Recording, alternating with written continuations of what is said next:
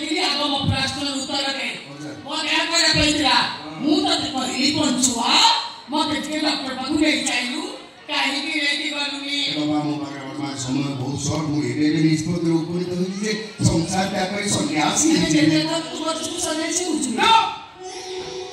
अनेक सन्यासी हिसाब गर्दै तु मलाई कामनी डाक्टर हो कि यही डॉक्टर हो मैं कामनी पाइला डाक्टर हो मिला सुमन पाइला सबोदी पाइली अरे केते सबोदी पाइली बोले छ न बाबा आमा रे म केले चरितने केते न गाडी के करिसो सतरा जुलाई चाहियो तू सतरा जुलाई तो लोग चेरी गई थी है बहुत फुटानी मारछु ता बाजे कितने दर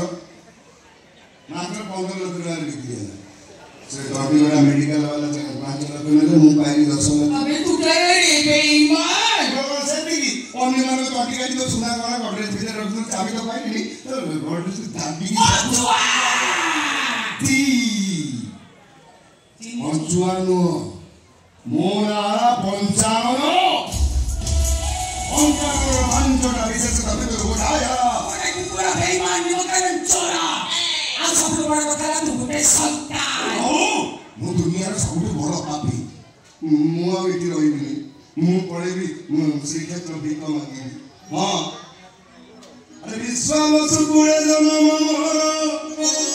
होय रहिता पति